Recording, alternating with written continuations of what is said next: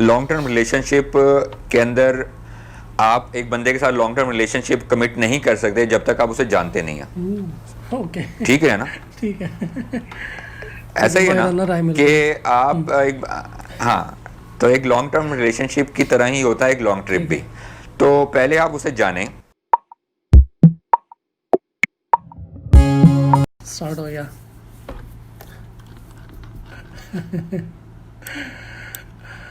Hello everyone, welcome back to channel. अभी 10 minute की recording करने के बाद हमें पता चला कि कैमरा बंद था। कल की वीडियो जो थी YBR is under powered at बाबू से टॉप, उसका पार्ट 2 है ये। और आज हमने खिदमत हासिल की हैं एक बहुत ही टेक्निकल गुरु की। मेरे चैनल पर मैं बाइक चलाता हूँ, मुझे उसके मैकेनिक्स का इंटरनल्स का नहीं पता उस तरह। तो आज हमारे साथ एजाज़ भाई हैं मोटोवी लॉजिक्स के प्लेटफॉर्म से, और वो आपसे शेयर करेंगे कुछ ऐसी बातें जिनके सवाल आपने पिछली वीडियो में पूछे थे और आप पूछते भी रहते हैं। तो उसको टेक्निकली कैसे एक्सप्लेन किया जा सकता है उस सारे फिनोमेनन को। एजाज़ भाई will join us. Welcome to the channel Ejaz भाई। जी, अस्सलाम वालेकुम हसन भाई, बहुत शुक्रिया आपका मुझे अपने चैनल पे बुलाने का। Thanks you. जो चीज़ें मेरे से रह जाती है ना वो एजाज़ भाई कवर कर देते हैं। तो अच्छा, कुछ सवाल हैं हमने पहले डिस्कस, मैंने तो पिछली वीडियो में किया था कि YBR और GS को लेके थोड़ा सा बाबू सर को हमने टच किया था।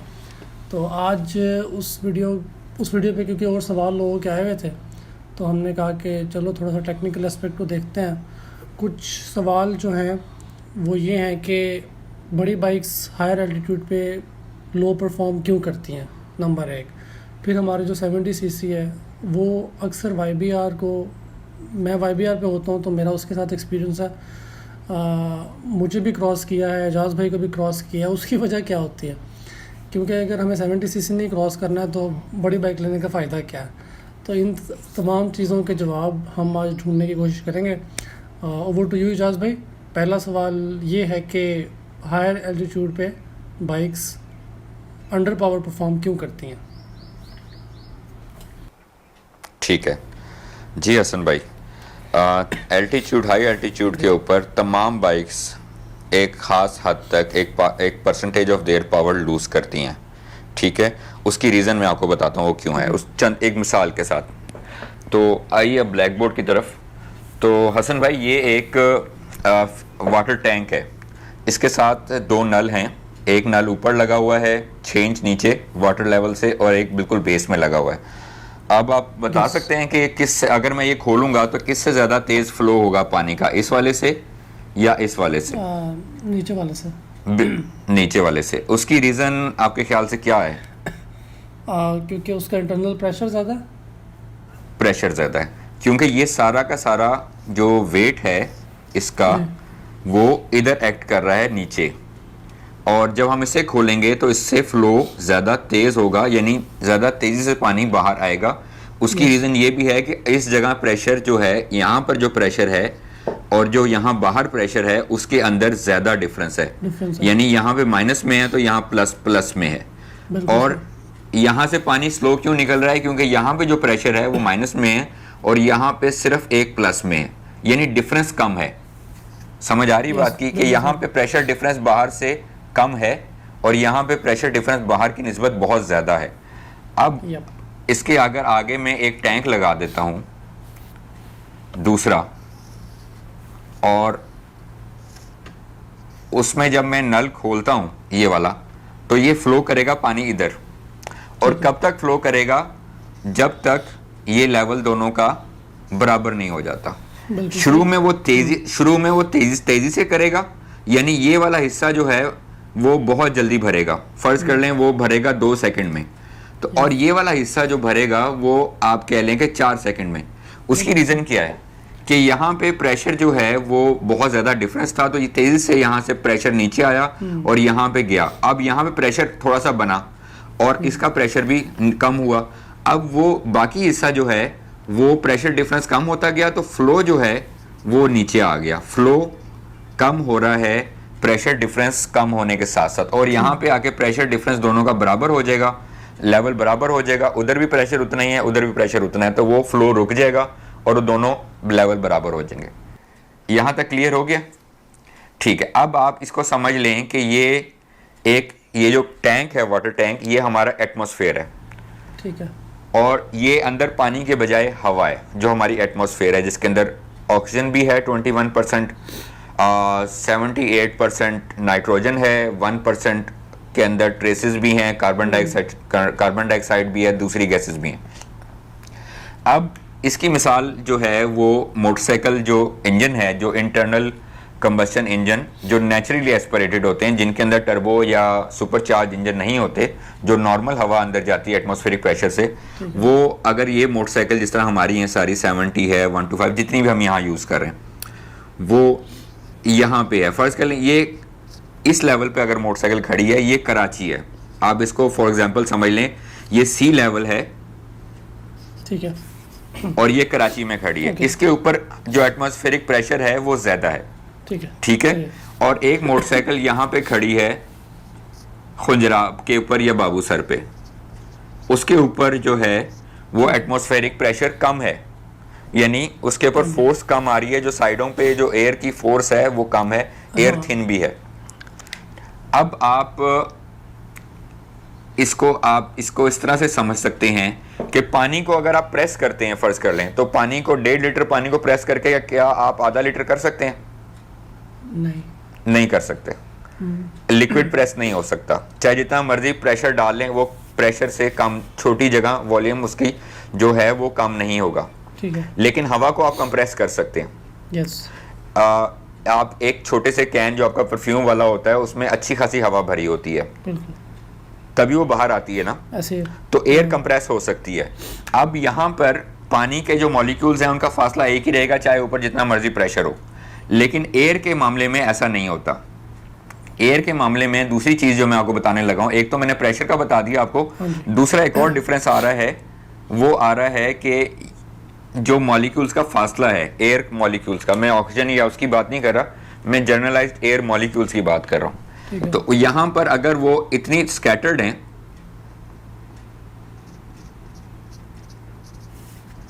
ऐसा ऐसा वो जो है वो करीब आते जाएंगे, जिस तरह नीचे जाते जाएंगे उतना उतना वो मॉलिक्यूल्स करीब आते जाएंगे, डेंस होती जाएगी हवा।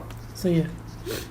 यानी यहाँ पे ये इस तरह डेंस होगी, ठीक ठीक ठीक, बेस में, और ऊपर जाते जाएंगे हवा थिन होती जाएगी। तभी तो जहाज ऊपर जाके एक खास एल्टीट्यूड तक उड़ते हैं, उसके बाद वो नहीं उड़ते, क्योंकि हवा इतनी थिन हो जाती है कि उसके अंदर वो लिफ्ट नहीं रहती, मॉलिक्यूल्स उस तरह से नहीं रहते, डेंस नहीं होते।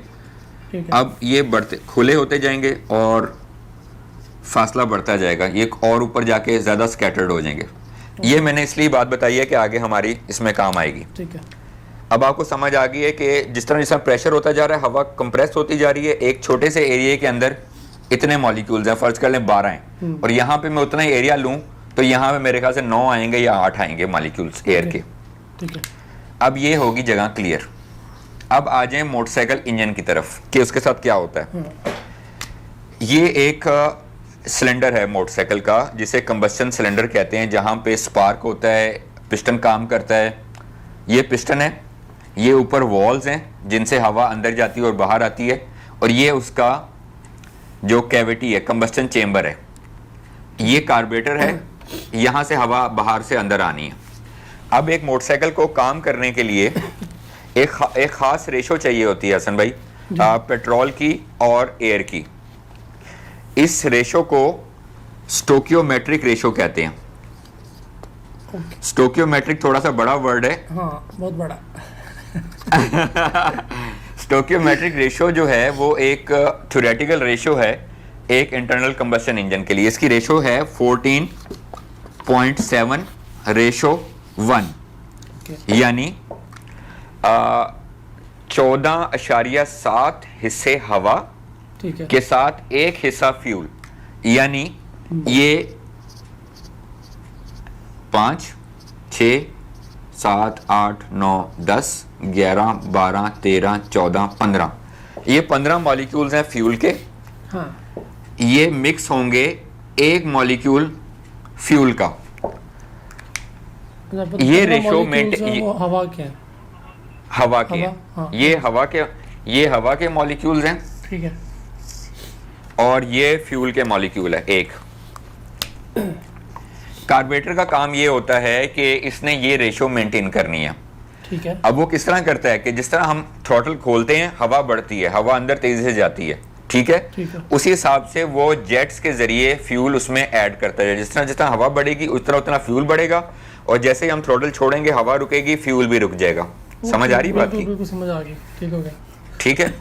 अब क्या हो रहा है, हवा कम अब अगर हवा कम है, हाँ। अब अगर इतना ये कैविटी जो है, जो मैंने ग्रीन कैविटी यहाँ पे बनाई है, ये इतने ही मॉलिक्यूल्स हैं, फर्ज कर लें कि जो यहाँ पे आते थे इस जगह। हाँ। जब पिस्टन नीचे जाता है, ये जगह खाली हो जाती है।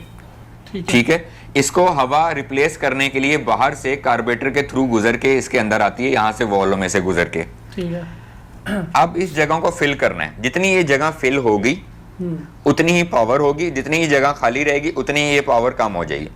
कराची के ऊपर, कराची में अगर ये बाइक खड़ी है तो ये पूरे के पूरे ये वाला हिस्सा यहाँ फर्ज कर लें कि ये पूरा जाएगा, इसके अंदर ये फिल हो जाएगा। इसमें ये सारे मॉलिक्यूल जो है ना वो जो हैं वो हर साइकिल में ये 14-15 मॉलिक्यूल जो हैं वो इसके अंदर आ जाएंगे, और इसमें एक जो है वो फ्यूल का मॉलिक्यूल भी ऐड हो जाएगा, और ये धमाके से उड़ जाएगा। अब क्या होगा, हाई एल्टीट्यूड पे जाके दो मसले होते हैं। एक तो ये मॉलिक्यूल जो हैं वो दूर दूर होते हैं।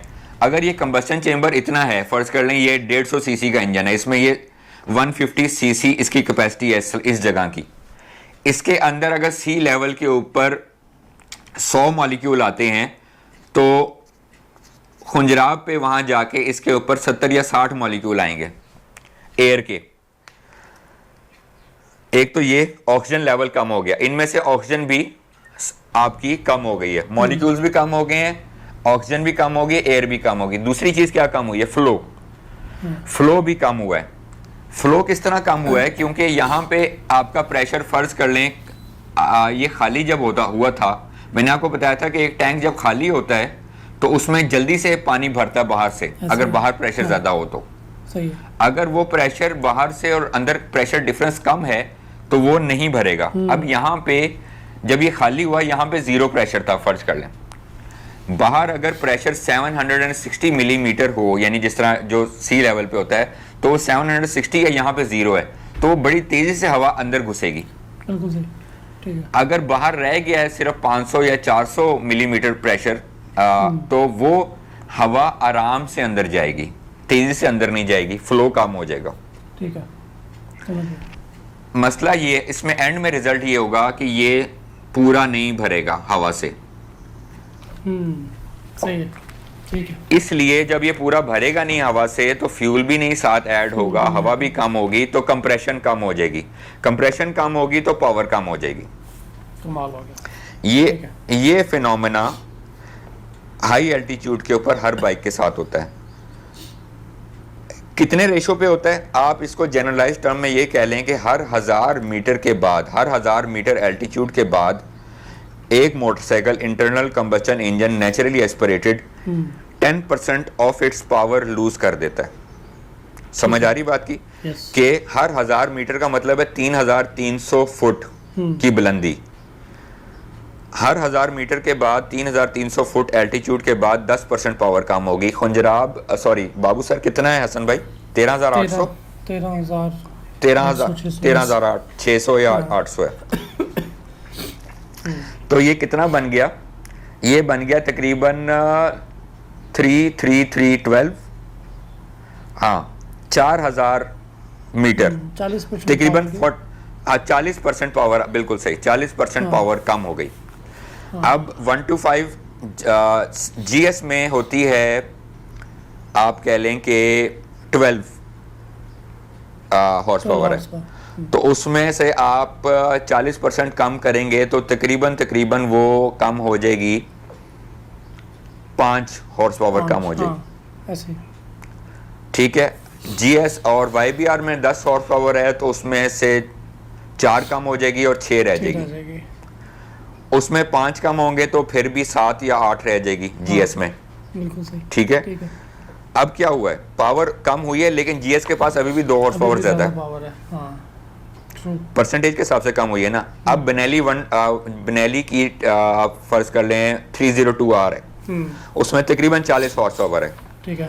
तो 40% कम होने के बाद उसमें 16 हॉर्स पावर कम होगी 40% जब कम करेंगे हम, हाँ तो उसमें फिर भी 24 हॉर्स पावर उसमें पड़ी होगी, पूरी TNT जितनी हॉर्स पावर उसमें फिर भी होगी। हाँ बेनेली TNT 25 वाली हॉर्स पावर उसमें फिर भी होगी। सही कह रहे हैं, ठीक है। समझ आ रही बिल्कुल बात की? समझ आ गई। तो वो फिर भी चढ़ जाएगी, क्योंकि उसमें अच्छी खासी पावर पहले ही रिजर्व पे थी। अगर वो 180 पे जा रही होती है नॉर्मल, जो अगर स्टैंड GT रोड के ऊपर अगर वो टॉप स्पीड 180 कर सकती है, हाँ तो वहां पे 110 तो कर सकती है वो ऐसे ही। बाबू सर के ऊपर।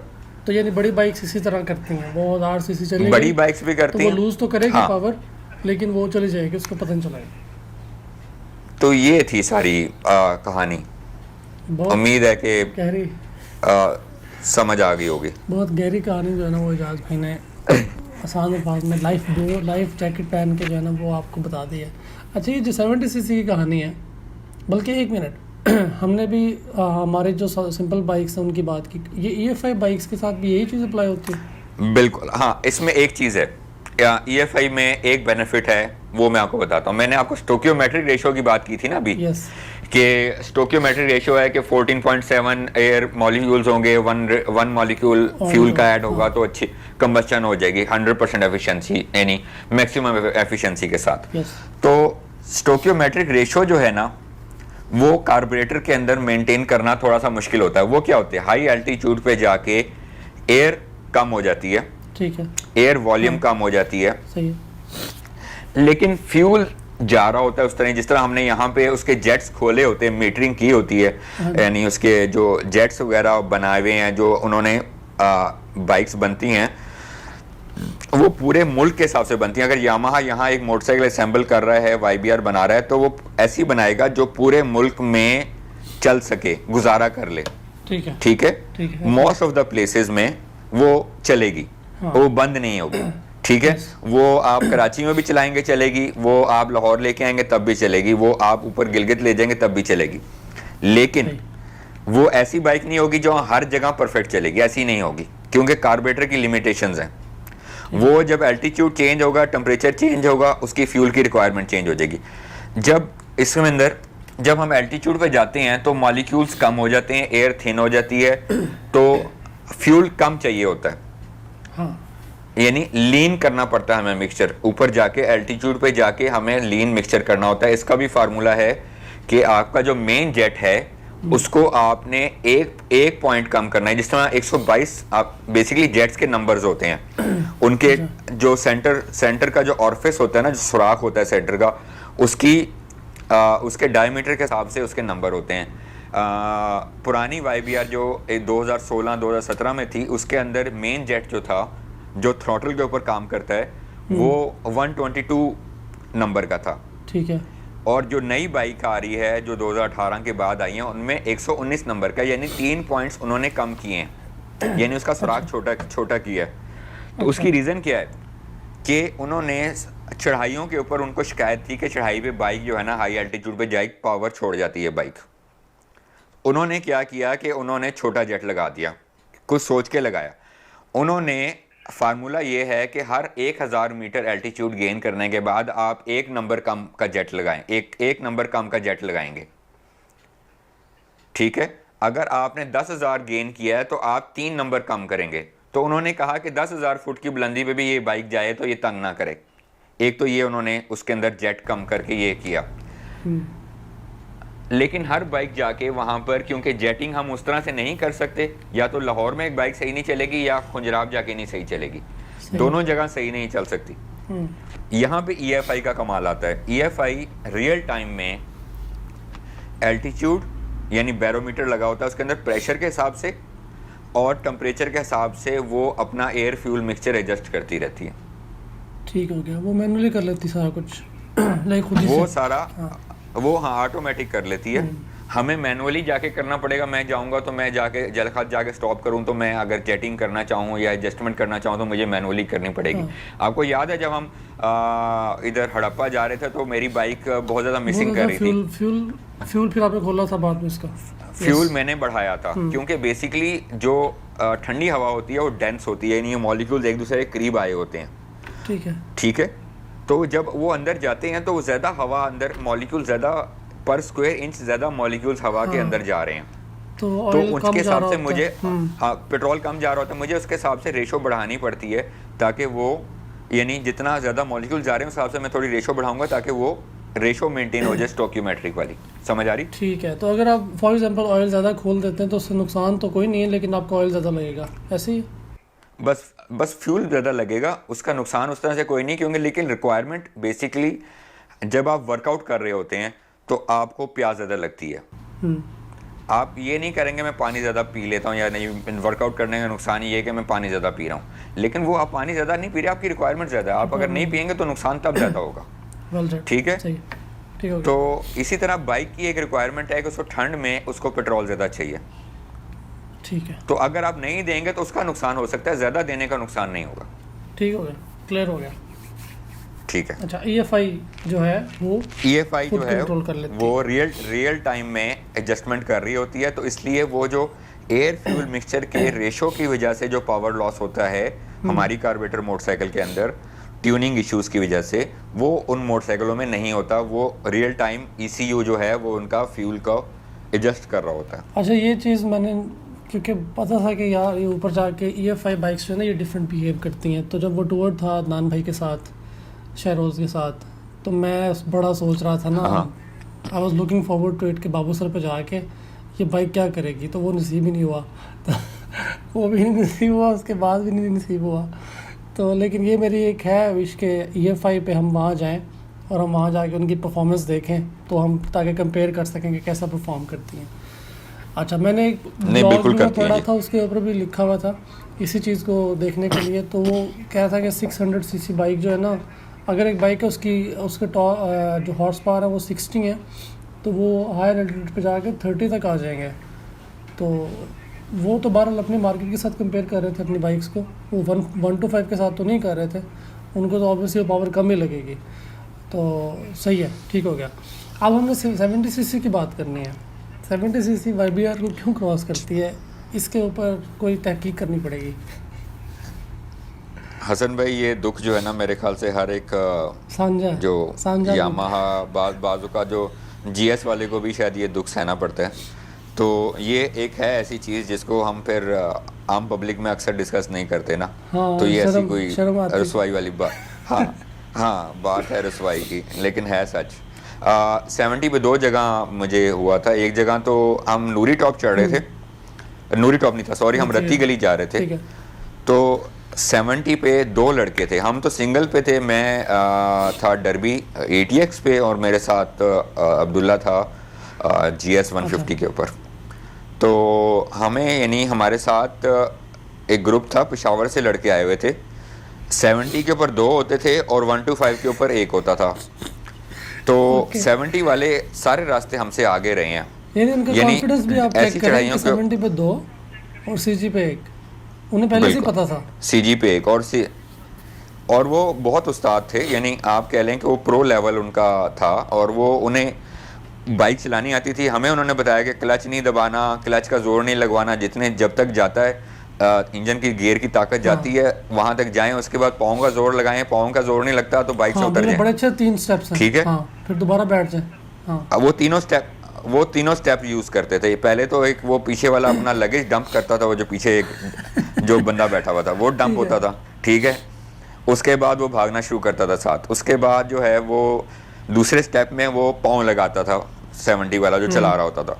तीसरे स्टेप में वो भी जंप मार के उतर आता था और उसके बाद वो बाइक को जो है ना आखिरी जो 20% ऑफ द इंक्लाइन जो है ना वो उसको ले जाते थे। उसके बाद दोबारा बैठ के वो ना भगा देते थे और हम हमेशा उनकी डस्ट में ही होते थे। हमने कभी उनको उस तरह से नहीं देखा कि वो हमें नज़र आया हो, हमने उन्हें कैचअप किया हो। लेकिन उनकी रीज़न वो नहीं किया उन्होंने बाइक के ऊपर, क्योंकि उनका जो 125 पे जो भाई था वो हमेशा पीछे रहता था, वो हमारे साथ ही था, ठीक है। वो हमारे साथ ही खजल होता रहा और वो 70 वाले फिर उसकी वजह से उन्होंने अपनी बाइक छोड़ी और अपने 125 वाले को भी साथ खड़ा किया और वो उन्होंने जीप पकड़ के आगे चले गए क्योंकि 125 वाले की बस हो गई थी। बहरहाल हम किसी तरीके से हमने क्या किया कि हमारे साथ जो खातून थी अब्दुल्ला के साथ उनकी वाइफ, तो उनको हमने जीप पे चढ़ा दिया क्योंकि वो उनको हमेशा पैदल चलना पड़ रहा था, तो फिर वो जीप पे चलेंगे, फिर हम सिंगल पे हो गए ना, तो फिर हमारी स्पीड बन गई, तो फिर हमने कर लिया। लेकिन ये 70 के अंदर एक चीज़ है कि वो मिसिंग भी कम कर रही थी, पटाखे भी कम मार रही थी, और उसके अंदर कोई इनिशियल टॉर्क जो था ना वो बहुत ज़्यादा। उसकी रीज़न एक है, उसकी गियरिंग इस तरह की गई है। मेरी एक वीडियो है जिसके अंदर मैंने क्लच के बारे में बताया, उसके अंदर मैंने प्राइमरी रिडक्शन की बात की है। हसन भाई, प्राइमरी रिडक्शन वो होती है कि ये जो इंजन है ना, इसके नीचे एक क्रैंकशाफ्ट लगी हुई है जो घूम रही है, जिसको ये घुमाती है, ये एक तरफ घूमती है, यानी ये फर्ज कर लें यूं घूम रही है। ये असल जो आरपीएम है ना, जो आपके नजर आते हैं टैकोमीटर के ऊपर, वो ये वाले आरपीएम होते हैं कि जिसके ऊपर आपकी क्रैंकशाफ्ट घूम रही है, इंजन आपका घूम रहा है, राउंड लगा रहा है, क्रैंकशाफ्ट के आरपीएम। अब ये क्रैंकशाफ्ट के आरपीएम होते हैं 8000 10,000 आरपीएम। ये जो पहली दफा जब इसके आगे गियरिंग होती है ना, यहाँ पे ये छोटी गरारी होती है क्रैंकशाफ्ट की, और यहाँ पे एक बड़ी गरारी लगी होती है क्लच वाली।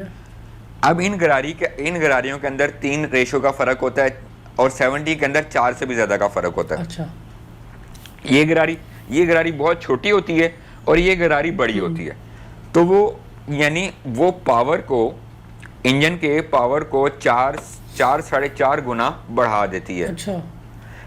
समझ आ रही है आपको कि पावर उसमें सीसीज के वाइज से कम है, लेकिन उसमें इनिशियल जो उन्होंने गियरिंग से उन्होंने उसके अंदर टॉर्क क्रिएट किया होगा, लो गियरिंग की हुई है, उसकी गियरिंग बहुत लो है, टॉप स्पीड नहीं है उसकी, यानी 120 130 तक या 125 तक 118 तक वो यानी एक बर्स्ट में भी नहीं जा सकती, वो 80-90 पे जाके उसकी बस हो जाती है। सही।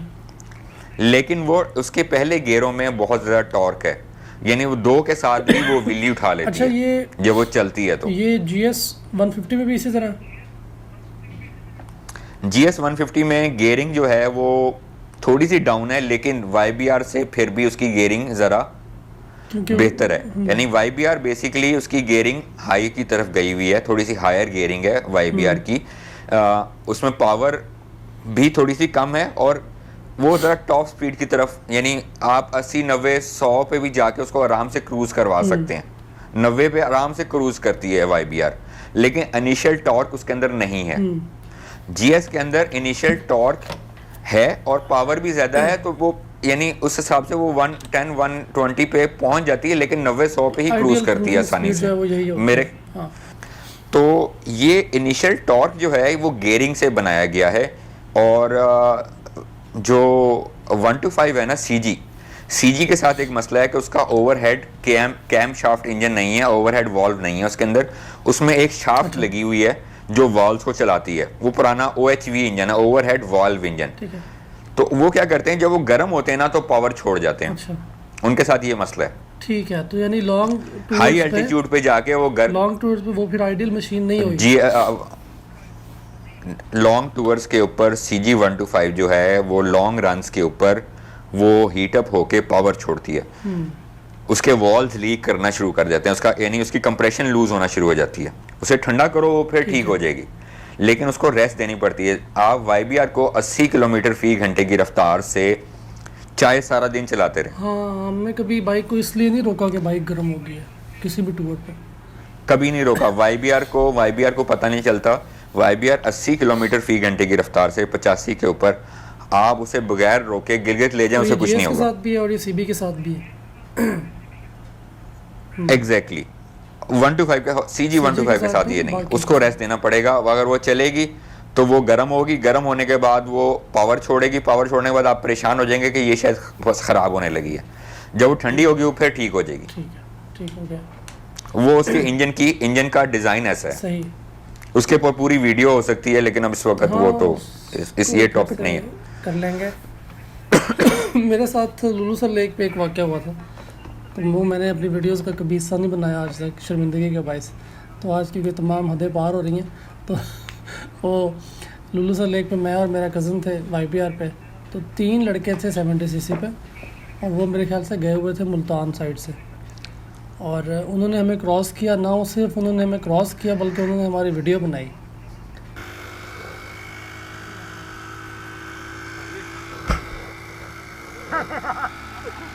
और मेरा भी कैमरा ऑन था, मेरे कैमरे में भी उनकी वीडियो बनी, तो वो मेरे लिए तो सबूत नहीं था, उनके लिए तो सबूत था वो। तो जब वो मेरे साथ आए ना, तो मुझे लगा कि भाई ये तो निकलने लगे हैं। मैंने थ्रॉटल फुल दिया हुआ था लुलू सर से बिल्कुल पहले ही। वो रोड ऐसे भी नहीं है, वो ऐसे सही ही है। रोड है, सीधा तकरीबन। तो सीधा रोड है, वो लगता सीधा है लेकिन उतना सीधा नहीं है, वहाँ पे बाइक पावर नहीं पकड़ती। तो वो मैंने भी छोड़ दिया। मैंने ये नहीं किया कि मैं इससे रेस लगाऊंगा। जब वो बिल्कुल पैरेलल आने लग गई ना, तो मैंने शीशे में देखा साइड मिरर में, तो मैंने कहा भाई ये गेम हमसे आ गया, तो हम जो है ना पीछे ही ठीक है। तो वो ठीक है, होता रहता है। हसन भाई मेरे साथ भी हुआ था जलखत के बाद ना, जलखत के पास ही थे। तो 70 वाले काफ़ी देर हमारे साथ साथ चल रहे थे, वो डबलिंग पे थे वो। मैं अपना YBR पे था इस दफ़ा, जब मैंने नूरी टॉप आप किया था अकेले तो थे? YBR पे, तो हम सिंगलिंग जलखत, करते? मैं अकेला था YBR पे, दूसरी YBR भी वो भी अकेले थे, और एक डरबी पे इस दफ़ा अब्दुल्ला था।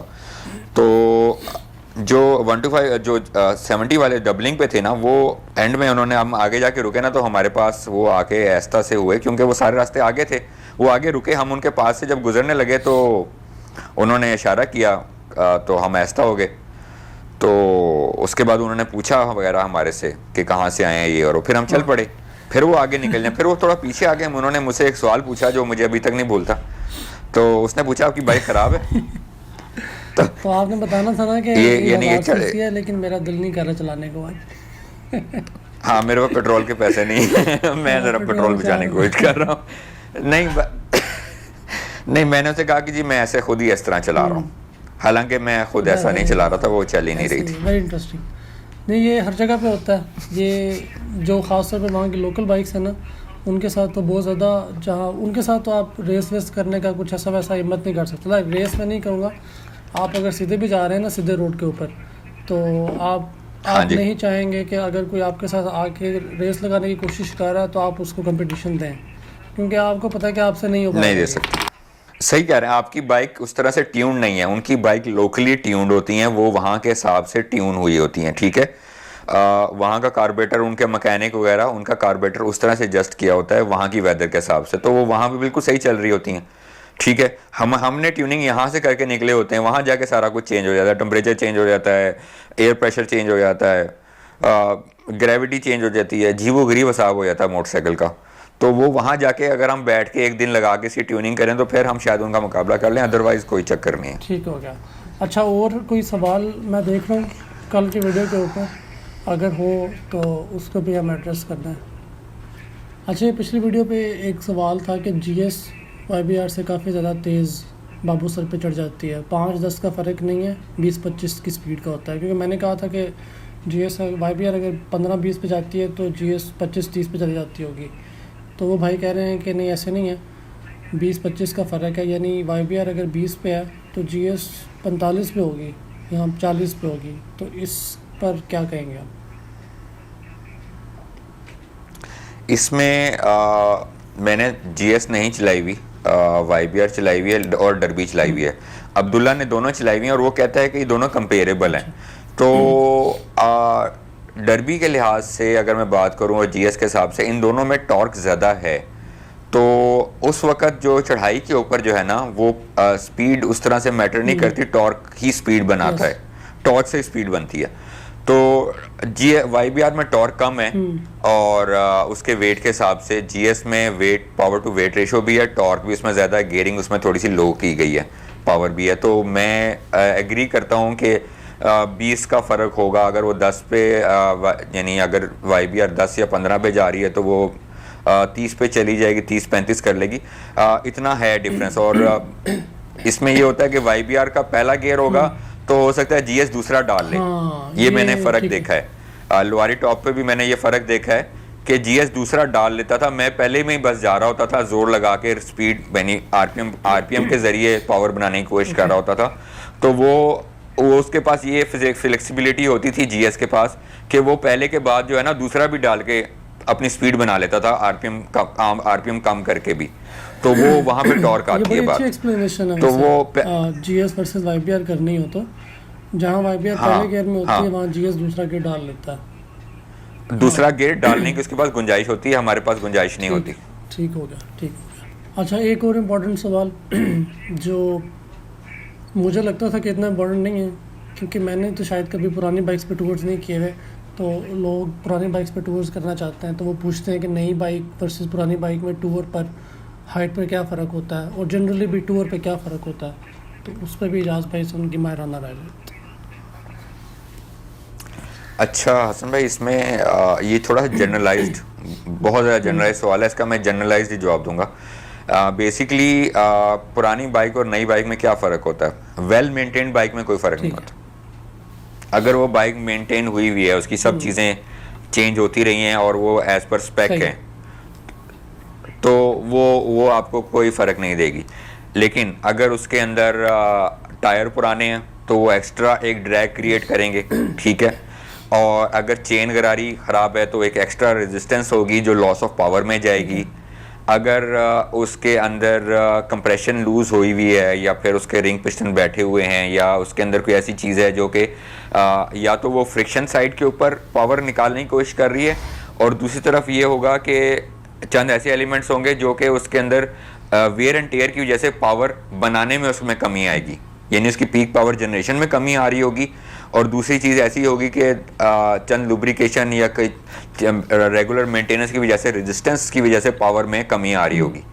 तो दोनों तरह से, एक तरफ से बन भी कम रही है, उधर से यूज़ भी ज़्यादा हो रही है, तो ये एक इशू होता है, लॉस भी हो रहा है। तो अगर वो उसका इंजन, उसके रिंग पिस्टन और उसका क्लच, जो पावर डिलीवरी की जो कपलिंग होती है वो ठीक है, यानी वो इंजन जो पावर बना रहा है वो पूरी बना रहा है, और जो क्लच और वो जो ट्रांसमिशन है वो आगे ट्रांसफ़र पूरी कर रही है, और आगे चेन जो है वो लुब्रिकेटेड है और वो उस तरह से लॉस नहीं कर रही, पावर को खा नहीं रही, पावर जो पीछे ट्रांसफ़र ही पूरी कर रही।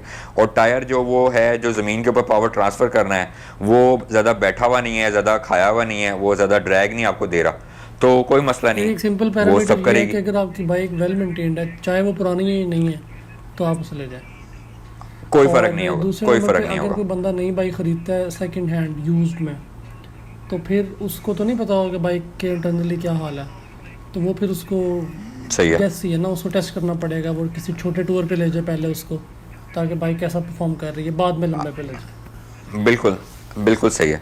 इसमें यही होता है कि लंबे जब आप लंबे ट्रिप पे जाते हैं ना, ये उस तरह ही होता है जैसे लॉन्ग टर्म रिलेशनशिप होता है।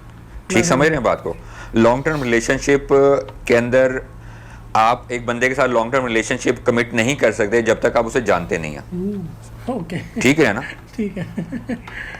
ऐसा ही है मायराना राय ना मिल कि आप एक, हाँ, तो एक लॉन्ग टर्म रिलेशनशिप की तरह ही होता है एक लॉन्ग ट्रिप भी। तो पहले आप उसे जानें और उसके साथ देखें कि आप उसके साथ चल सकते हैं कि नहीं चल सकते। और इसी तरह रिलेशनशिप के साथ भी जिस तरह होता है गिव एंड टेक होता है, बाइक के साथ भी गिव एंड टेक होता है। कोई परफेक्ट बाइक नहीं होती, ठीक है, कुछ गिव एंड टेक्स होते हैं, हर चीज़ के कुछ ना कुछ कॉम्प्रोमाइज़ होता है। ये जो बात आपने की ना अभी, बाइक आप लें, सॉरी आपको काट रहा हूँ, तो वो यहाँ पर ये चीज़ नहीं एडमिट की जाती कि बाइक्स में भी फॉल्ट होते हैं। अगर मैंने एक बाइक ले ली है ना, तो it's perfect bike in the world. आप उसको कहेंगे ना कि यार इस बाइक में ये फॉल्ट है, तो वो काटने को दौड़ते हैं लोग। लाइक एक हमारे यहाँ सबसे बड़ा फिनोमिना ये है, वो ऑफ द टॉपिक है लेकिन अब जिक्र हो गया, तो कि अगर किसी को कहेंगे जीएस की सीट सख्त है तो वो लड़ता है आपसे। और अगर हमारे पास वाइब भी आ रहा है, हम तो ये कहते हैं नहीं डरते कि हमारी बाइक्स अंडर पावर है। भाई नॉन फैक्ट है, अंडर पावर है, सही कह रहे हैं।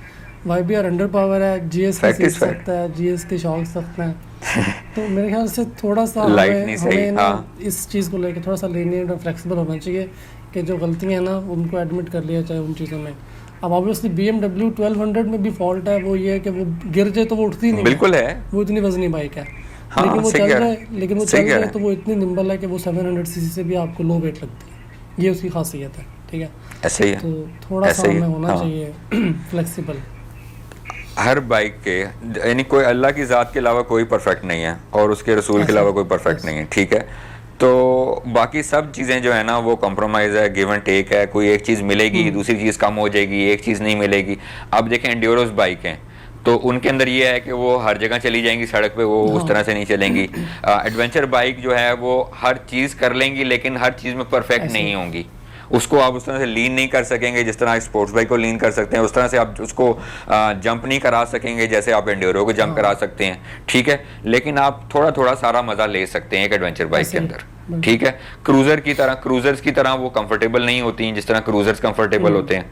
तो अब यानी गिव एंड टेक तो हर जगह है, इवन के बड़ी कैपेसिटी बाइक्स के अंदर। आप मसला ये आता है कि आपकी गेम क्या है, आप क्या चाहते हैं, आपकी प्रायोरिटी क्या है। बिल्कुल।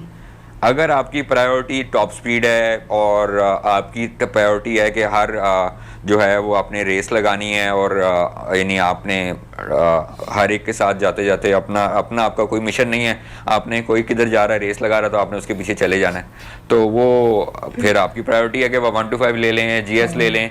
अगर आप चाहते हैं कि आपने रेस नहीं लगानी, आपको कंफर्ट चाहिए और अगर कोई रेस लगाता है तो आप नहीं लगाना चाहते, आपको पसंद, तो फिर आप YBR ले लें, 70 ले लें। लेकिन प्रायोरिटी की बात है, हमें एक चीज़ ये होती है तो रियलिस्टिक होना चाहिए अपने टारगेट्स के बारे में, ट्रू, जो आप चाहते हैं। अगर आपको बाइक पसंद है तो आप ज़रूरी नहीं कि वो सबको पसंद हो। मैं लॉन्ग टर्म रिलेशनशिप की बात ही कर रहा था, उसमें लॉन्ग ट्रिप में अगर आपने YBR ली है, आपने GS ली है, आपने CG ली है, उसको आप प्रॉपरली मेंटेन कर लें। नई बाइक चाहे आप CG से ही CG पे आएँ तो आपको थोड़ा सा टाइम लगता है उसको बाइक को समझने में। नई बाइक होती है, उसके आपके ऑर्गोनॉमिक्स ज़रा फ़र्क होते हैं, आपने उसकी कभी आप ब्रेक ऊपर कर लेते हैं, अपने हिसाब से एडजस्ट करना होता है, आपने सीट को, ब्रेक्स को, एक्सीलेटर को, क्लच को, लाइट्स को, टायर प्रेशर को अपने हिसाब से आपने बाइक को करना है। आप एक दफ़ा से चला के देख लें और अगर आपको सही लग रही है तो आप ले जाएं। एक छोटा ट्रिप आप उसके साथ कर लें, एक छोटा जिस तरह मंगनी टाइप होती है उस तरह की कर लें, अगर चल गई ठीक है, फिर आप उसको लंबे ट्रिप पे ले जाएं। अच्छा ठीक है, कमाल की एग्जांपल दे दी आपने। अच्छा तो अब हमारा वो जो एक था ये फिल्टर निकाल देते हैं लोग, पहाड़ पे जाना है तो फिल्टर निकाल दो, ये क्या कहानी है, इसका बाइक को फ़ायदा क्या होता है और नुकसान क्या होता है? हसन भाई, इसमें ये बेसिकली ज़रूरत ईजाद की माँ वाली हिसाब है। इसके अंदर उन्होंने फ़िल्टर इसलिए निकालते हैं कि मैंने आपको बताया था ना कि वो एयर फ्लो कम हो जाता है, यानी प्रेशर डिफरेंस का, वहाँ प्रेशर कम होता है तो अंदर भी प्रेशर कम होता है, जब बाहर प्रेशर कम हो तो प्रेशर डिफरेंस दोनों जगह इनटेक कम हो जाता है, फ्लो कम हो जाता है। जब फ्लो कम होता है तो उसकी जो अंदर जाने की रफ्तार है एयर की वो कम है, फ्लो का मतलब यही है ना। तो अगर उसके दरमियान फिल्टर आता है और एयर बॉक्स लगा हुआ है, फिल्टर लगा हुआ है और रास्ता पतला है, उसमें से गुजर के उसने जाना है, तो वो पहले स्लो है तो वो और ज्यादा बैठ जाएगी, ठीक है ना। तो अब वो चाहते हैं कि हवा पहले ही कम है तो इसको और मजीद इसकी स्पीड को कम ना किया जाए, तो क्योंकि फ्लो से ही स्पीड से हवा जाएगी तो अंदर कंबस्टन चेंबर भरेगा, अगर स्पीड से हवा अंदर नहीं जाएगी तो कंबस्टन चेंबर खाली रहेगा, अगर कंबस्टन चेंबर खाली रहेगा तो कंप्रेशन कम हो जाए। कंप्रेशन की बात में मैं बात कर, हाँ, कंप्रेशन की बात मैंने इसलिए करी है कि YBR के अंदर 10:1 की कंप्रेशन होती है, यानी ये जब हवा भरती है अंदर तो इसके अंदर 10 हिस्से हवा है ना, तो वो जब वो ऊपर जाता है ना, ये पिस्टन यहाँ पे जाता है टॉप डेड सेंटर में, जब यहाँ पिस्टन यहाँ जाता है तो यहाँ के ऊपर ये उस 10 हिस्से हवा को 1 हिस्से हवा कर देता है, यानी 10 टाइम्स उसको प्रेस कर देता है। ठीक है। तो वो जब इतने मॉलिक्यूल्स करीब आ जाते हैं हवा के, तो वो यानी हवा और मॉलिक्यूल्स फ्यूल के इतने करीब आ जाते हैं कि जैसे उसके अंदर स्पार्क होता है तो वो फुल फोर्स के साथ बर्स्ट करते हैं, तो वो जो कंप्रेशन जितनी ज़्यादा थी उस एकदम से एक्सपेंशन होगी, रैपिड एक्सपेंशन, वो इसको नीचे लेके जाती है पिस्टन को, वो पावर बनाती है। अगर कंप्रेशन कम होगी तो रैपिड एक्सपेंशन भी कम होगी, अक्सर रैपिड एक्सपेंशन कम होगी तो पावर जनरेशन भी जो उसको घुमा रही है वो भी कम हो जाएगी। तो वो रिस्ट्रिक्शन को कम करने के लिए एयर फिल्टर को निकालते हैं ताकि हवा जरा आसानी से अंदर चली जाए, फ्लो थोड़ा सा डेवलप हो जाए। नुकसान इसका ये है कि वो सब कुछ उस वक्त अंदर जा रहा होता है, डस्ट जाएगी अंदर, तो वहां पे आप बाबू सर वगैरह पे तो डस्ट नहीं होती, लेकिन अगर आप लोवारी शवारी की तरफ जाके ये करते हैं तो वहां पे डस्ट वगैरह है।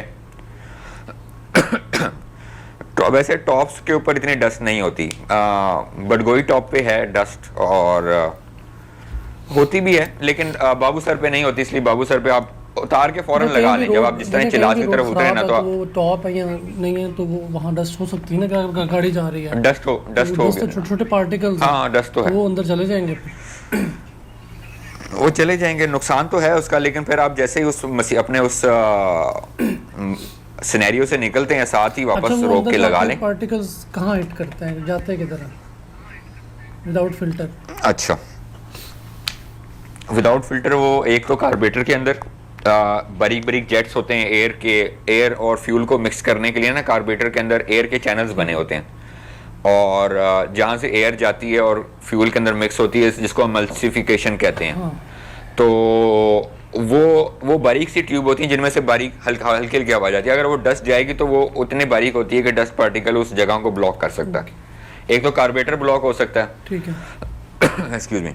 उसके बाद क्या चीज होती है, उसके बाद वो डस्ट यहाँ पे आएगी कंबस्टन चेंबर के अंदर।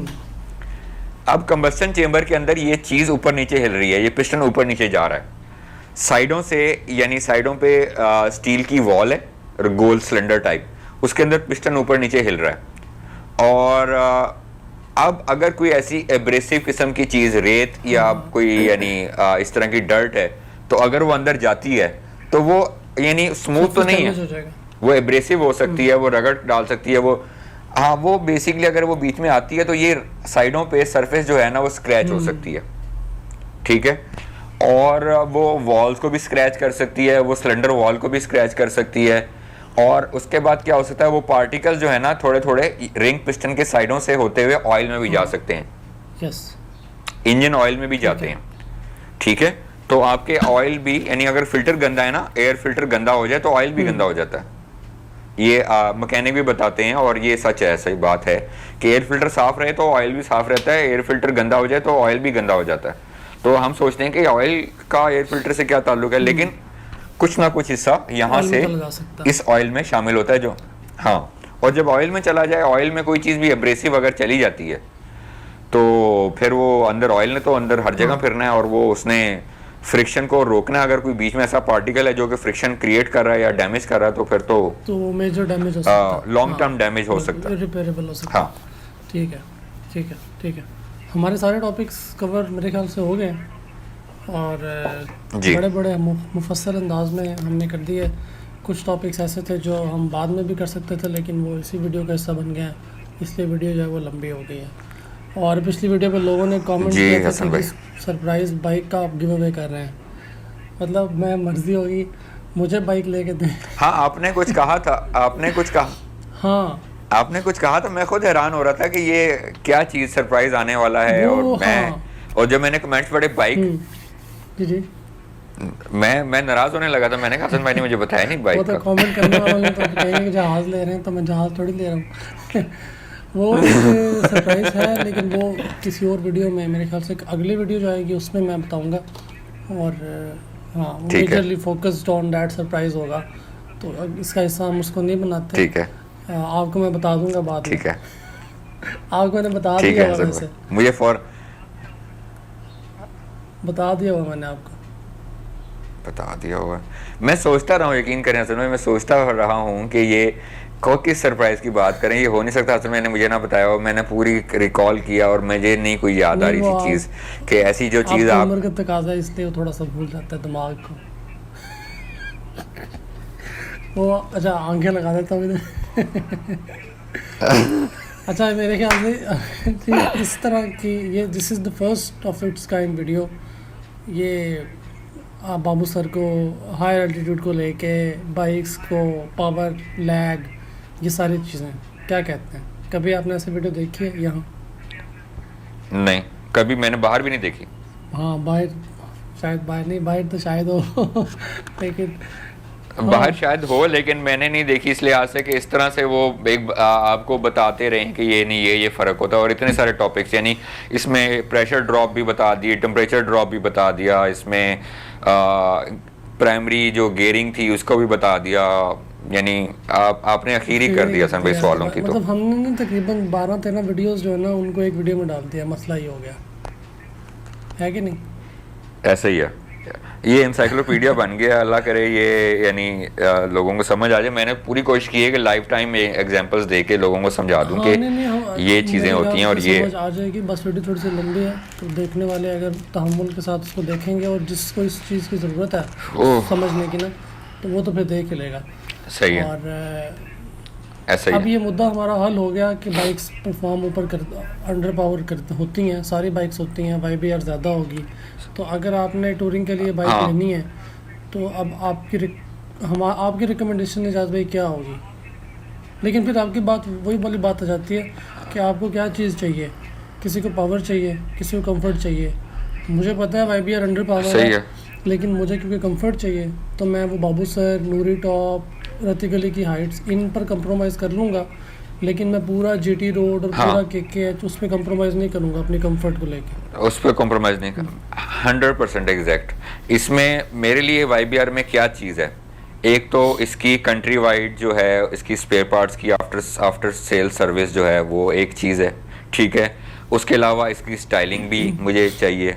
मुझे जो है वो इसकी जो एंड्योरो लुक है जैसी भी है वो लुक्स भी मुझे, मेरे लिए क्या प्रायोरिटी है, मेरे लिए एक तो आफ्टर सेल सर्विस प्रायोरिटी है, दूसरी जो है मेरे लिए कंफर्ट प्रायोरिटी है, तीसरी चीज़ मेरे लिए सेफ्टी प्रायोरिटी है। ये ज़्यादा सेफ बाइक है, ज़्यादा बैलेंस्ड है, इसकी ब्रेकिंग ज़्यादा अच्छी है। अपनी क्लास में इससे ज़्यादा अच्छी ब्रेकिंग किसी की नहीं है। इस पर एक बहस होगी, मैंने डर्बी भी चलाई है। इस पर एक डर्बी बंदे से बहस होगी मेरी फेसबुक पे ना।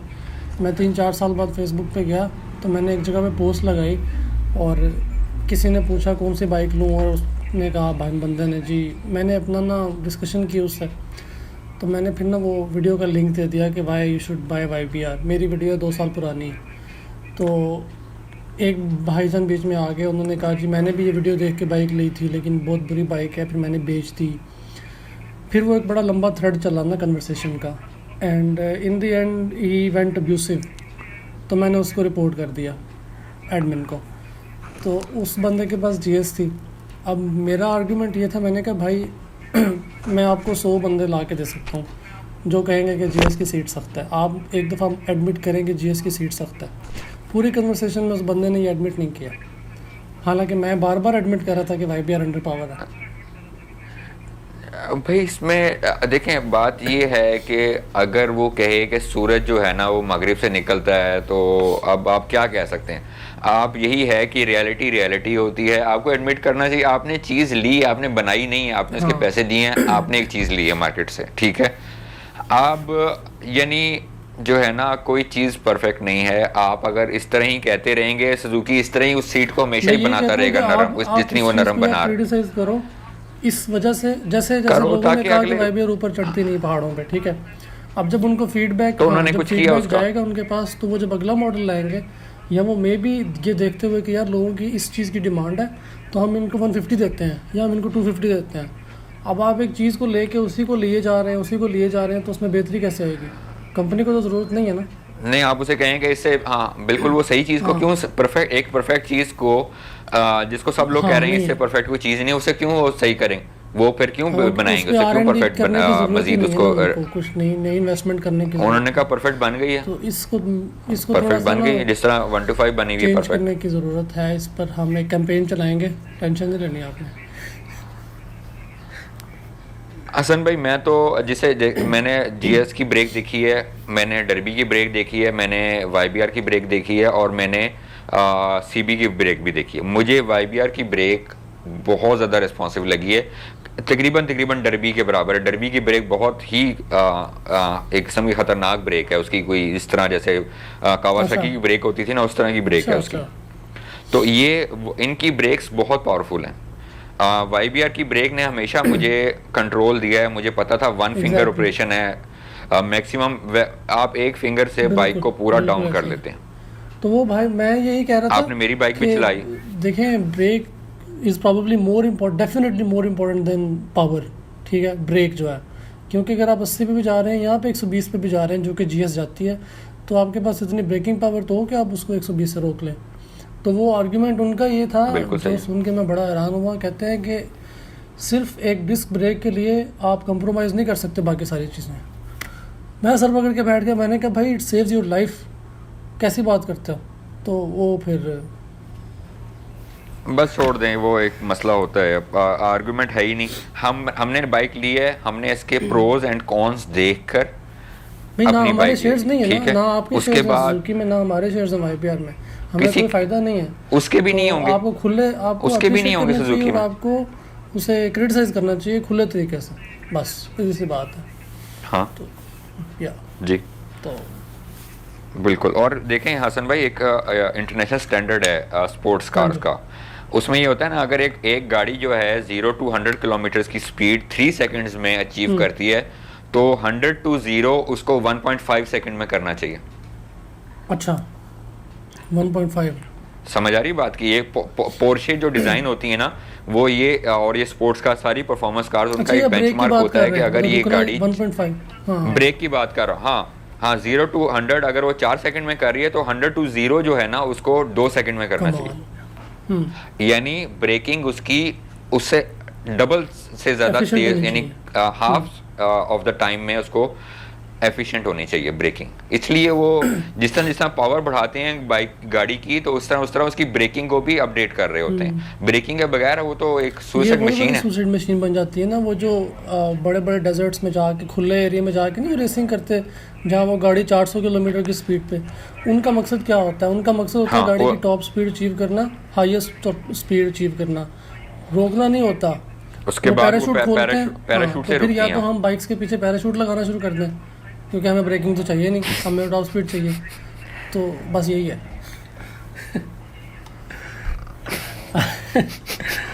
अच्छा बस करें, आपकी YBR को 70 क्रॉस करती है, शर्म से डूब मरना चाहिए आपको, हमें। और वो फिर वो रोक के आस्ते से आके साइड पे आके पूछते हैं मतलब आपकी उनके बाइक पास इतना खराब है, टाइम भी ये होता नहीं है कोई कि राइड, वो पूछे। इतना टाइम भी होता है कि वो पूछ के चले भी जाते हैं फिर दोबारा आके, आपकी बाइक फिर भी खराब ही रहती है। आप फिर भी ये तो गैरत, ये तो आप फिर गैरत भी का जो है ना मामला उनको बन नहीं गया YPR यामा वालों के लिए। कोई नहीं, बनना चाहिए।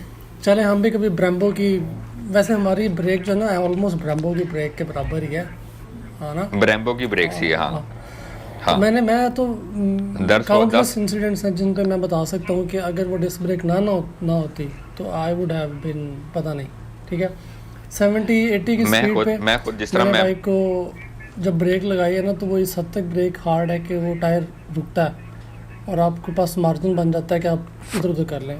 डेंजरस भी है, जिन लोगों ने जी नई YBR ली ना, तो वो लेकिन- उनको यूज तो नहीं थे हार्ड ब्रेक के लेकिन- लिए, डिस्क ब्रेक के। हाँ तो जो हाँ नए जी, यूज़र्स हैं उनके लिए हाँ जी। बहुत ख़तरनाक भी हो सकती है, क्योंकि इतनी एफिशिएंट है, मैं ये कहता हूँ। तो आपको जब नए यूज़र अगर आप हैं YBR बिल्कुल पे, है। तो आपको आराम से उसे यूज़ करना चाहिए। इसलिए जब भी कोई मेरी बाइक चलाता है ना, तो उससे मैं कहता हूँ कि भाई अगली ब्रेक नहीं यूज़ करो तुमने पिछली करनी है बस। बिल्कुल सही है, वार्निंग होती है, डिस्क्लेमर डालना वो हम पड़ता पे ना आए, नहीं तो वो फिर सही लाइबिलिटी कह बन जाती है। है, सही कह रहा है। कितने घंटे की वीडियो बन गई आज? 1 घंटे की वीडियो, ये 1 घंटे, हाँ 1 घंटे से 1 ऊपर हो घंटे गई। की। This is going to be second longest video, second या third longest video on this channel. लेकिन बहुत ज़्यादा फुल ऑफ इंफॉर्मेशन है, और अभी भी आपके इस बारे में कोई सवाल है तो यू कैन ऑलवेज आस्क, या फिर आप एजाज भाई को भी पूछना चाहते हैं पर्सनली, तो मोटो वी लॉजिक्स उनके चैनल का लिंक डिस्क्रिप्शन में एंड पे भी दे रहा हूँ, और आप उनसे भी पूछ सकते हैं। और अगली वीडियो जो मैं एजाज भाई के साथ करने की सोच रहा, जो पहले से हम करने की सोच रहे थे लेकिन पहले बीच में ये आ गई, that is tools that you carry on touring. इस पर पहले वैसे ट्यूटोरियल्स ने बनाई हुई वीडियो, मैं और एजाज भाई ये डिस्कस कर रहे थे, तो हम एक अपना वर्जन भी बना देते हैं, उसमें कुछ ऐसी चीज़ें हों शायद जो उसमें ना हो, लेकिन उन्होंने बहुत अच्छे तरीके से वो वीडियो बनाई हुई है। अगर आपने वो भी नहीं देखी हुई तो आप वो भी देख सकते हैं। और एजाज भाई सम अप करें फिर, आप अपने जी। आखिरी पैगामात, मतलब जाते हुए अलविदाई पैगामात देना चाहते हैं। जी जी हसन भाई, नहीं अलविदाई नहीं, टिल नेक्स्ट टाइम वाली बात ही होती है। हम उम्मीद करते हैं कि हम जल्द दोबारा मिलेंगे, और ये इस वक्त जो हम कर रहे हैं वीडियो, यानी इस तरह सेशन कर रहे हैं, वरना हम मिल के भी कर सकते थे। ये आजकल के हालात ऐसे हैं, तो हम हर कोई इम्प्रोवाइज़ कर रहा है, ठीक है। और ये एक अच्छा कोलैबोरेशन आपका आइडिया था हसन भाई कि हम इस तरह कर लें, और ये एक ऐसी चीज़ थी जो कि एक आपके प्लेटफॉर्म से जाती है तो ज़्यादा अच्छा था, क्योंकि जो आप हैं ट्रैवलर हैं, आपके फॉलोअर्स भी ट्रैवलर हैं, तो वो ये चीज़ मैंने कोशिश करी है कि मैं उनको एक थोड़ा सा इंसाइट, थोड़ा सा इस तरह का इंसाइट दे दूं, इंटरनल जो आपके मैकेनिक्स हैं और जो रिक्वायरमेंट्स होती हैं बाइक की, कि थोड़ी सी रियल टाइम मिसाल के साथ और रेफरेंसेस के साथ। तो उम्मीद है कि आप समझ सकेंगे कि हर चीज़ की एक लिमिटेशन होती है, बाइक हर जगह एक जैसी नहीं चलेगी। वो हर बाइक जो है हर इंजन जो कि टर्बोचार्ज और वो नहीं है, उसने पावर लूज़ करनी है। रेशो ऑफ द पावर या percentage of the power lose होती है। तो अगर पावर ज़्यादा होगी, अगर उसके परसेंटेज लूज़ हो भी जाए तो उसके पास काफ़ी पावर होती है कि वो रिज़र्व में जो उसको ले जाती है। तो आप इस तरह के लिए मैं ये कहता हूँ कि ट्रैवल लाइट करें, और गिव एंड टेक और कॉम्प्रोमाइज हर जगह होता है। लंबे रूट्स भी हैं, सिर्फ आपकी चढ़ाइयाँ नहीं होती, तो इसलिए थोड़ी देर के लिए होती है, उसके अंदर आप एडवेंचर कर लें। वो भी एक ऐसा वक्त होता है, चढ़ाई मेरे ख्याल से हमने इतना ट्रैवल किया है, और मुझे अभी अगर मैं अपनी रिसेंट मेमोरी या ऐसी जो रिकॉल करूं, जो मुझे चीज़ें याद रही और जिसको मैं बहुत इंजॉय करता हूं, वो वही हालात हैं और वही सेगमेंट्स होते हैं। वो जलालत प्रोग्राम जब चल रहा होता है, जब आप बिल्कुल यानी बाकी सीधे रोड से टिल्ला जोगियां याद आया, नूरी टॉप था, रती गली था, ये वो थी जहाँ पे मैं यानी मेरी बस हो गई थी और मैं यानी कह रहा था कि मैं और आप कुछ देर के लिए जो है ना, उस वक्त जब आप बिल्कुल अपनी लिमिट पे होते हैं ना, तो आप एक प्राइमल इंस्टिंक्ट पे आ जाते हैं, सर्वाइवल पे। जब आप सर्वाइवल पे जाते हैं ना, सर्वाइवल मोड में, तो आप डिटैच हो जाते हैं सारे अपने ये जो आपकी सोशल और जो आपकी इर्द गिर्द की जो चीज़ें होती हैं, जो सारी सोचें होती हैं, वो सब चीज़ें आप सारी दुनिया से डिटैच होके फोकस हो जाते हैं सर्वाइवल पे। और जब आप उसमें से निकल आते हैं बाहर, तो वो वही चीज़ रह जाती है, वो मेमोरी, और वो अच्छी मेमोरी रहती है, क्योंकि आप उसमें से निकल के आए हैं, सर्वाइवर होते हैं उस वक्त आप। क्योंकि सर्वाइवर आप तब तक नहीं हो सकते जब तक और आपके अंदर कॉन्फिडेंस लेवल एक बढ़ जाता है, और आप एक रीबूट हो जाते हैं। अच्छा राइडर बनाता है मेरे ख्याल से आप में जो है ना इस तरह के एक्सपीरियंसेस। तो अब हम ये तो नहीं कर सकते कि अब हम 1200 सीसी बाइक ले आएँ, ठीक है, या तो अगर आप ये कर सकते हैं तो आप वो ले आएँ। तो अगर आप नहीं ला सकते तो फिर आपके पास जो है, आप उसको बड़े अच्छे तरीके से इस पर्सपेक्टिव से उसको देखें कि आप ये चीज़ें सीखते हैं, तो मज़ा आएगा, बिल्कुल सही, मज़ा आएगा। और एडवेंचर का अपना ही मज़ा होता है हसन भाई। हम तो निकलते इसलिए रीबूट होने के लिए। बात है। और ख़ास तौर पे अगर आप साथ आपके दोस्त होते हैं ना इस तरह के रास्तों पे, तो फिर आपकी बॉन्डिंग और स्ट्रांग हो जाती है वहाँ जाके, क्योंकि आप रिलाई कर रहे होते हैं एक दूसरे पे, तो वो चीज़ आप अदरवाइज़ नहीं फील कर रहे होते। चले, ठीक हो गया तो जी, ऐसा ही, बिल्कुल एग्रीड हसन भाई। सबमिट आप करते हैं फिर 1.5 घंटे के बाद। यार अब तो 1.5 घंटा हो गया 1 घंटा 10 हसन भाई अमेजिंग हो गया, बेस्ट हो गया। I will see you guys in next video. अगली वीडियो जो है मैं सोच रहा था कि चलें अगली वीडियो देखेंगे जो भी बनता है। अभी मैंने इसको एडिट करना है आज अभी पता नहीं कभी एडिट होगी, क्योंकि अब आपकी वीडियो आएगी फिर उसके ऊपर वो मेरी ऑडियो है, आपकी ऑडियो कैसे चल रहा है क्योंकि मुझे समझ नहीं आ रही। तो मैं चाह रहा था ये जो हमने सीन किया ना, ये पॉडकास्ट ही है, लेकिन ये वो है ऑनलाइन पॉडकास्ट हो गया। तो पॉडकास्ट का बड़ा मज़ा आता है क्योंकि आप साथ बैठे होते हैं, सिमिलर इंटरेस्ट होते हैं और क्रॉस क्वेश्चनिंग हो रही होती है, वो स्क्रिप्टेड नहीं होता। तो ऐसे मैं रियल टाइम में करने का सोच रहा था, लेकिन उसकी पहली एग्जांपल आपको ये मिल गई है। तो you will be seeing more of such podcast, virtual podcast online in future as well. तो आज एजाज भाई थे, कल शायद कोई ऐसा आदमी हो जिसने कभी टूर नहीं किया और वो अपने पहले टूर का एक्सपीरियंस शेयर कर रहा होगा आपके साथ, ताकि आप लोग अगर जाना चाहते हैं पहले टूर पे तो you will have some kind of idea. See you guys in next video. अपना फीडबैक कमेंट सेक्शन में दे दें। और एजाज भाई thank you so very much.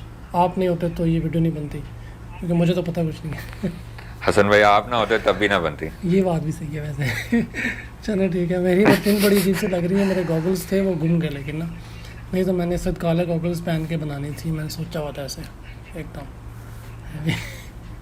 Okay. चले आज की वीडियो का इख्तिताम वो फिर जी क्या मैंने कहा वो वाले जो थग लाइफ वाले गॉगल्स आप ऐसे लगा लीजिएगा ऊपर ना, उसके अंदर। चले आज की वीडियो का इख्तिताम वो एजाज भाई की आंखों से करते हैं, आप इनकी आंखें देखें ना। ये नहीं करना क्यों? ये नहीं करना तो हो गया ना करें, नहीं ना, ये नहीं होता। आइए अंदाजा करें, इतना मैंने इंटेलेक्चुअल मैंने बातें की, आखिर में आपने आंखें लगा के सारा मेरा इंटेलेक्चुअल फारग करा मेरी था। मर्जी है, जो मैं मर्जी करना चाहूँगा वो मैं करूँगा। See you all in the next video. Bye.